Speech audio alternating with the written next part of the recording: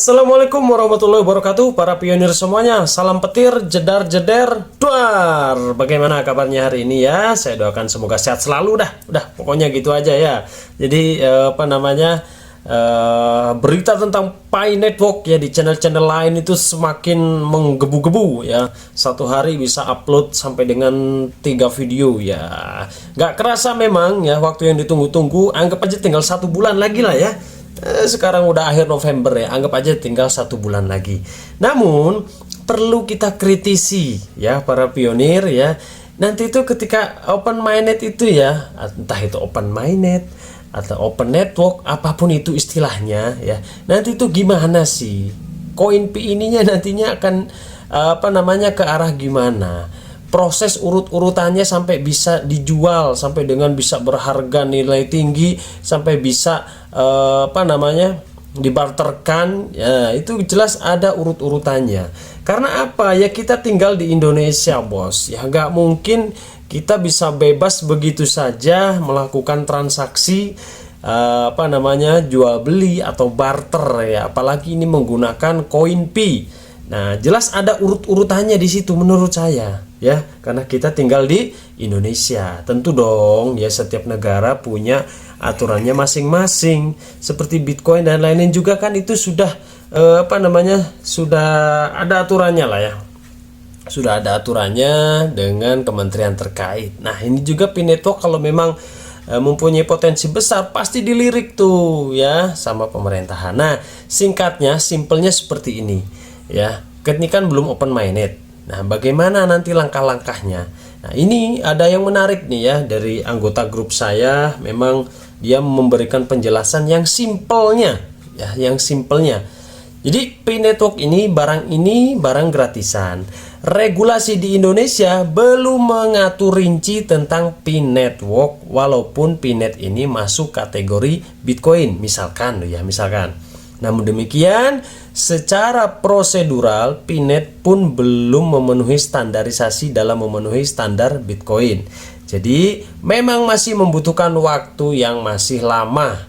Nah, yang ada saat ini adalah baru pada tahap simulasi bagaimana ketika Pi Net masuk ke dalam kategori Bitcoin. Nah, ini pasti yang banyak mendebatkan. Ini hanya menggambarkan saja. Ya mau gak mau ya Pi Network ya koin gitu ya, uang digital kasarannya ya, itu yang diinginkan kan ya, sebagai mata uang digital, bukan cryptocurrency ya gitu ya.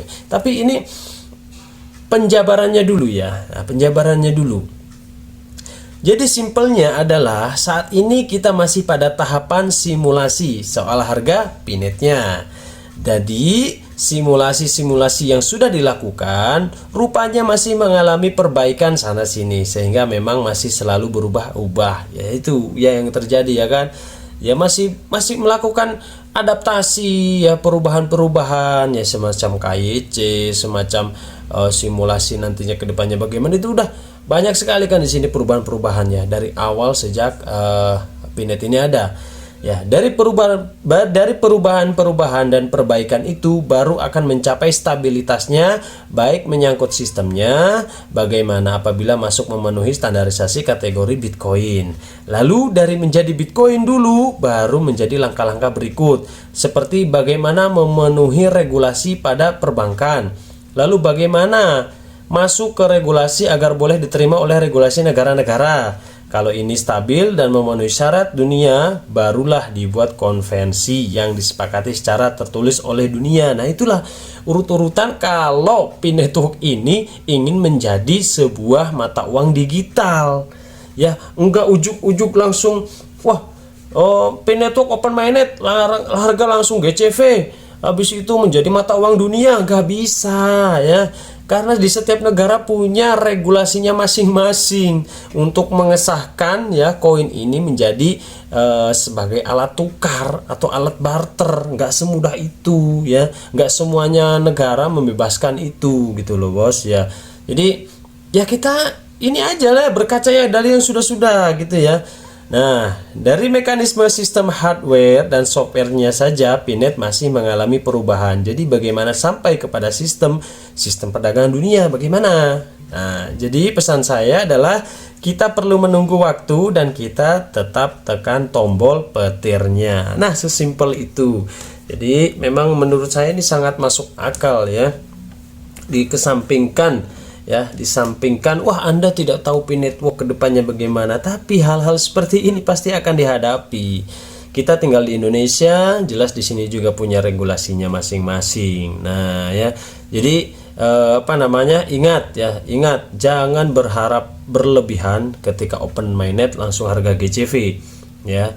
Yang jelas ini pasti open network ini masih awal, beneran ini masih awal, baru pembukaan pintu gerbangnya saja. Jelas menurut saya masih ada tahap-tahap selanjutnya yang harus kita tunggu dan kita sabar lagi agar benar-benar jika memang PIN network ini ingin menjadi mata uang digital, ya itulah tahap-tahap tadi yang harus dilalui gitu loh bos. Jadi kemarin-kemarin banyak kan di channel-channel lain yang membuat konten ya, bank-bank Indonesia, Bank BRI, BCA, BNI itu ikut nambang PIN network juga.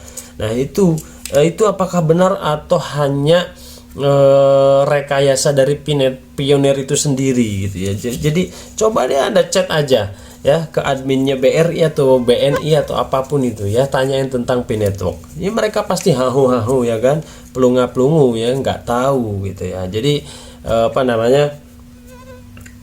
ayolah ya, jangan terlalu bereuforia sebelum semuanya jelas. Karena apa? Ya, ketika open mainnet begini saja, nih ya, ketika mau open mainnet begini saja, memang sangat saya akui ya, harga PIN network ini naik ya kan, naik melonjak ya, dari para vendor-vendor yang Anda katakan penyerok ya, yang Anda katakan penyerok, harga PIN network ini sekarang harganya 14.500 lah per satu koin. Dulu itu mulai start harga 4.000, sekarang ujuk-ujuk ya karena memang isu open mainnet ini akhir tahun ini langsung 14.500. Kalau Anda punya 1.000 koin kalikan 14.000 udah dapat berapa itu bos? Nah ya 14 juta kah atau berapa kah? Nah ya jadi harap hati-hati ya, jangan terlalu bernafsu untuk buru-buru. Misalkan Anda punya barang ya, akhirnya kena FOMO, bagaimana caranya bisa mendapatkan koin Pi dengan banyak, akhirnya Anda melepaskan semua barang-barang Anda untuk dibarterkan. Jangan juga ya. Jadi pastikan barang-barang itu ya memang barang-barang dingin lah ya. Kalau uang itu uang dingin. Ketika itu lenyap ya sudah, Anda masih bisa beroperasi stabil gitu ya. Jadi jangan sampai memakai uang panas untuk mendapatkan koin Pi yang memang masih belum jelas nantinya bagaimana gitu ya bos. Kalau Anda menonton konten-konten yang mendukung Pi ya jelas infonya ya bagus-bagus aja, tapi di situ kita harus berimbang bos ya. Jadi kita tunggu saja lah ya, akhir tahun ini kurang sebulan.